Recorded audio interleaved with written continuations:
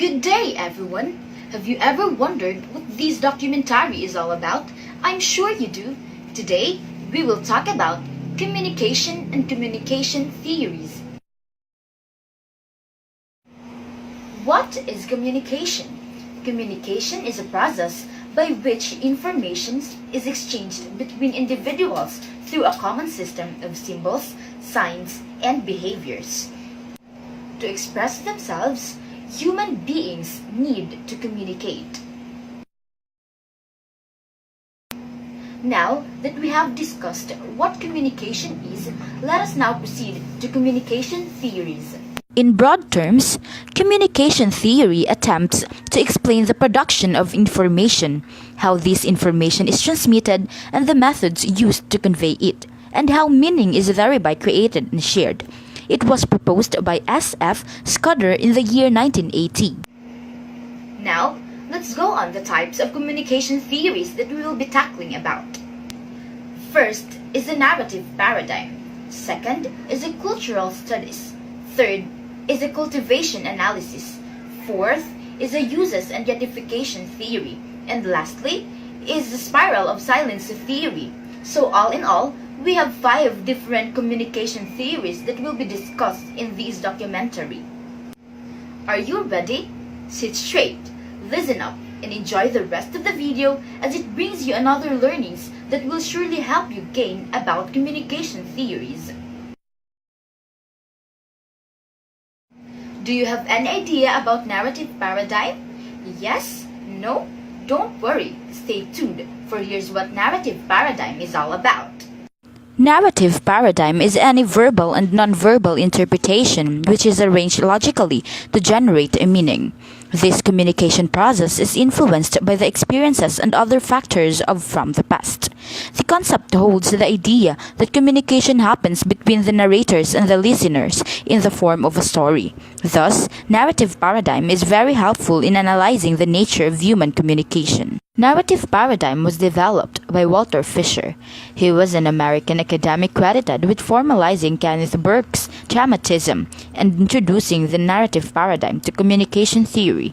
He created narrative paradigm in direct contrast to the rational world paradigm. Narrative theory has been widely applied within the field of communication, although not specifically.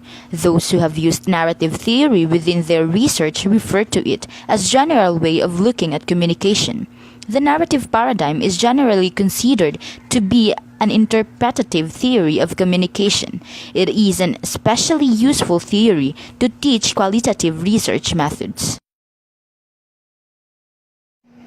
Moving on to our second communication theory, we have cultural studies. Cultural studies is an innovative interdisciplinary field of research and teaching that investigates the way in which culture creates and transforms individual experiences, everyday life, social relations, and power. Research and teaching in the field explores the relations between culture understood as human expressive and symbolic activities, and culture understood as distinctive ways of life. Cultural studies emerged in Britain in the late 1950s and subsequently spread internationally, notably to the United States and Australia, originally identified with the Center of Contemporary Cultural Studies at the University of Birmingham, founded in 1964, and with such scholars as Richard Hogarth, Stuart Hall, and Raymond Williams. Think of cultural studies as the equivalent to Willy Wonka's chocolate factory. It may not involve quiet, as many people drowning in chocolate or turning into giant blueberries, but it's a theoretical theme park where you open the door and you're spoiled sweet for choice. Next is the cultivation analysis. The theory postulates that watching television frequently influences an individual to develop certain ideas of reality or beliefs and assumptions about life that mirrors the most consistent or universal values that are showcased on television. The more a person watches television, the more likely he is to be influenced by what he watches when compared to others who watch less but share other similar demographic characteristics. The cultivation theory was proposed by Professor George Gerner, Dean of Annenberg School of Communications at the University of Pennsylvania. It is one of the core theories of media effects, born in Budapest, Hungary on August 8, 1919. George Gerner took an early interest in folklore and excelled as a poet. Various studies have supported the claim that those who watch television more frequently often display higher tendencies of being depressed and lonely, sense of alienation, have feelings of mistrust, and think that the world is a malicious place. A study conducted in an experimental setting saw the outcome. At the end of the test period, those students who watch more attention-adventure programs during a 6-month period are more likely to believe that the world was a very dangerous place. On our fourth communication theory, we have uses and gratification theory. Uses and gratification theory is an audience-centered approach that focuses on what people do with media as opposed to what media does to people. It seeks to understand why people seek out the media that they do and what they use it for. UGT differs from other media effect theories in that it assumes that individuals have power over their media usage, rather than positioning individuals as passive consumers of media. Uses and gratification theory was developed by Bulmer and Katz, which suggests that media users play an important role in choosing and using the media. Bulmer and Katz believe that the user seeks out of media source that best fulfills their needs. J. Bulmer and Dennis Maxwell laid the primary groundwork in 1969 with their categorization of audience motivations for watching political programs during the time of 1964 election in the United Kingdom. UGT has more relevance than ever as a tool for understanding how we as individuals connect with the technologies around us. As another example, a contemporary technology, when using social media, users can be motivated by factors like a need to vent negative feelings, recognition, and cognitive needs. Animated news and entertainment media are just two other examples of media technologies that UGT researchers continue to explore. Lastly, the spiral of silence theory. The spiral of silence is described as a dynamic process, the prediction about public opinion in mass media, which gives more coverage for the majorities in the society and gives very less coverage of minorities. Being the part of minority, people lost their confidence and silent or mute to express their views because of the fear of isolation, or they feel alone or unsupported. Elisabeth Noel Neumann is a German political scientist who originally proposed the spiral of silence theory in 1974. Elisabeth and her husband founded the public opinion organization in Germany last 1947.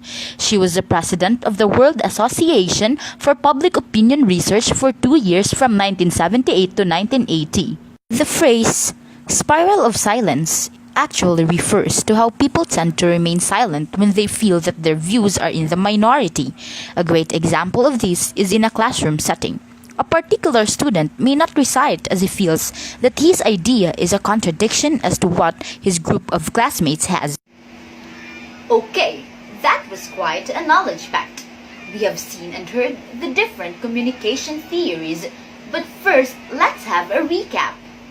The first communication theory that we have discussed is a narrative paradigm, which was proposed by Walter Fisher, that states that all meaning communications is in the form of storytelling. Second, the cultural studies that was originally founded on Marxist view of culture, Karl Marx, and then later on revised by Stuart Hall and his colleagues. Cultural studies state that culture creates and transforms individual experiences, everyday life, social relations, and power. Third is a cultivation analysis that suggests that the television is responsible for shaping or cultivating viewers' conceptions of society, reality that was proposed by Professor George Gerner. Fourth, the uses and gratification theory that the outcomes of media usage depend on why and how they decide to use media that was developed by Bulmer and Katz. Lastly, the spiral of silence theory that refers to the tendency of people to remain silent when they feel that their views are in opposition to the majority view on a subject that was proposed by Elisabeth Noel Neumann. Summing it all up, We have diverse communication theories in our hands, but none of them are acknowledged. For us, the most effective and favorable communication theory is the uses and identification theory, for it is very applicable, especially in today's world.